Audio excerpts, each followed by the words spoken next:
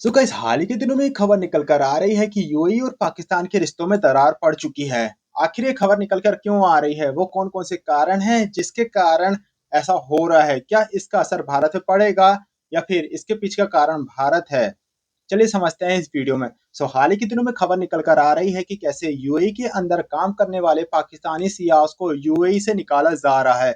इसी के अलावा हाल ही के कुछ दिनों पहले आपने ये खबर सुनी होगी, जहाँ पे ये बताया जा रहा था कि कैसे अचानक से यूएई ने पाकिस्तान से अपने 3.5 बिलियन डॉलर का ऋण वापस मांग लिया है।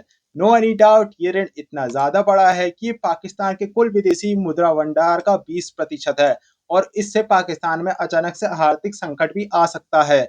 लेकिन यहाँ पे आता है सऊदी अरब, जो कि यहाँ पे यूएई का लोन पे करने के लिए पाकिस्तान को हेल्प करता है। पर सवाल ये उठता है कि अचानक से ये पाकिस्तान और यूएई के बीच ऐसी तनातनी क्यों होने लगी? वहीं हम देख रहे हैं कि भारत और यूएई के संबंध और भी ज्यादा सुधर रहे हैं। दरअसल आपने ये बात नोटिस की होगी कि कैसे इजराइल ईरान वॉर में पाकिस्तान बार बार बीच में आ रहा है। काइंड ऑफ ये दिखाता है कि कैसे यहाँ पे एक और चीज होती है कि जो पाकिस्तान है वो यहाँ पे यूएई की तरफ ज्यादा सपोर्ट न करके ईरान का सपोर्ट करते हुए नजर आ रहा है सारे सिनारियों में। इसके अलावा पाकिस्तान और सऊदी अरब के बीच डिफेंस पैक्ट भी साइन हुआ, तो कहीं ना कहीं ये चीजें दिखाती है कि कैसे सऊदी अरब और यूएई के बीच काइंड ऑफ राइवलरी हमें देखने को मिलती है। और अब क्योंकि पाकिस्तान यहाँ पे सऊदी अरब की तरफ जा रहा है तो कहीं ना कहीं इससे यूएई नाराज होता हुआ नजर आ रहा है, इसलिए हमें उसकी तरफ से पाकिस्तान को लेकर ये सारे एक्शन देखने को मिलते हैं। चलिए समझते हैं आखिर क्या कुछ हो रहा है, क्या इसका इम्पैक्ट पाकिस्तान पर किस तरीके से पड़ सकता है। तो जैसे कि अभी हमने बात किया कि कैसे पाकिस्तानी सियास को यूएई से निकाला जा रहा है, जहां पे पैसे तो मांग ही लिए, साथ में 5,000 से ज्यादा शिया परिवार को निकाल दिया गया है। और इससे पाकिस्तान के ऊपर क्या इम्पैक्ट पड़ेगा?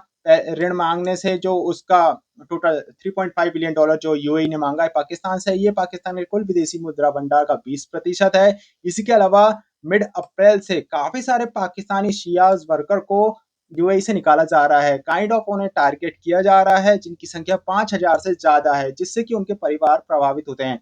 कहीं ना कहीं इसका इम्पैक्ट पाकिस्तान के ऊपर काफी ज्यादा बढ़ेगा, क्योंकि पाकिस्तान के हालात सभी को पता है। इसी के अलावा ये वो वर्कर हैं जो कि विदेशी मुद्रा भंडार, विदेशी मुद्रा यानी रेमिटेंस पाकिस्तान को भेजते थे, जहां पे बताया जाता है कि लगभग 8 बिलियन डॉलर का रेमिटेंस यूएई की तरफ से पाकिस्तान को मिलता है। तो ये कहीं ना कहीं उस पर भी काफी गहरा आघात पड़ेगा। इसी के अलावा अब क्योंकि ईरान की तरफ पाकिस्तान झुका, इसलिए यूएई पाकिस्तान से पीछे हट रहा है, तो इससे भारत को फायदा होगा और रणनीतिक तौर पे भारत और यूएई की नजदीकियां बढ़ते हुए नजर आ रही है।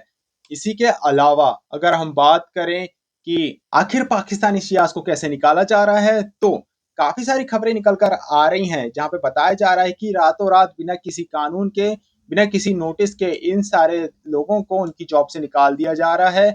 जहाँ पे ये काम कर रहे हैं वहां के ओनर को साफ तौर पे कह दिया जा रहा है कि जो शिया मुसलमान हैं वो उन्हें निकाल दिया जाए। हालांकि यहाँ पे काफी सारे शिया मुसलमान वर्क करते हैं जो कि दूसरी दूसरी मुस्लिम कंट्री से भी आते हैं यूएई में, लेकिन यहाँ पे खास तौर पर पाकिस्तानी शियाज को टारगेट किया जा रहा है।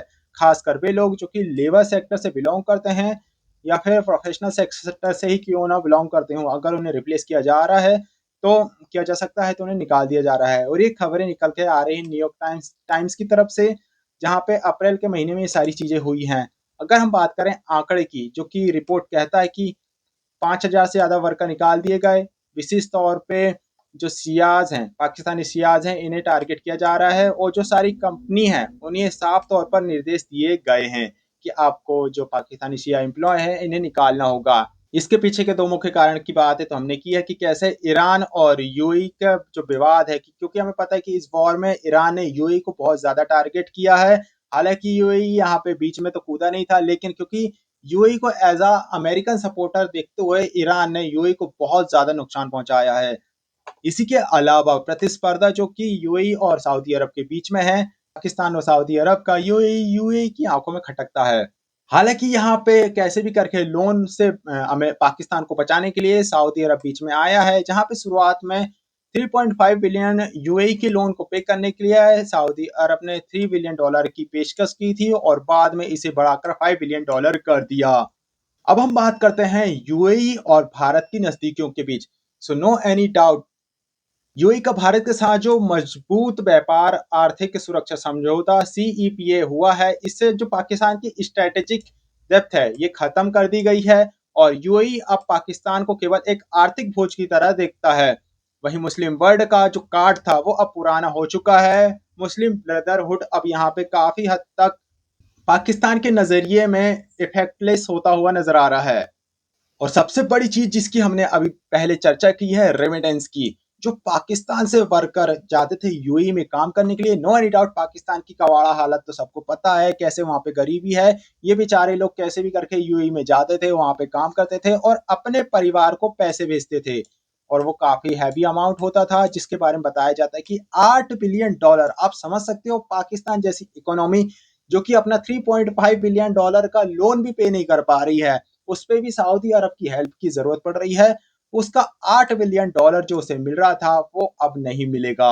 और इससे कहीं ना कहीं बताया जा रहा है कि 20 लाख पाकिस्तान प्रवासी जो यूएई में रहते हैं उन पर इसका इम्पैक्ट पड़ेगा। इसका असर ये होगा कि प्रवासी जो वापस लौटेंगे, विदेशी मुद्रा की कमी होगी और बेरोजगारी तो पहले से ही मौजूद है जो कि और भी ज्यादा बढ़ जाएगी।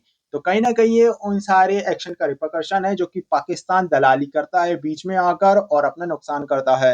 नो एनी डाउट हमें पता है कि पाकिस्तान कैसे अमेरिका का पिट्टू है, तो उसे ये करना ही पड़ता है वरना उसके पापा नाराज हो जाएंगे। अब इसका असर तो हमें देखने को मिलेगा ही, विदेशी मुद्रा भंडार में कमी। वहीं जो सबसे बड़ी चीज है वह कूटनीति अलगाववाद।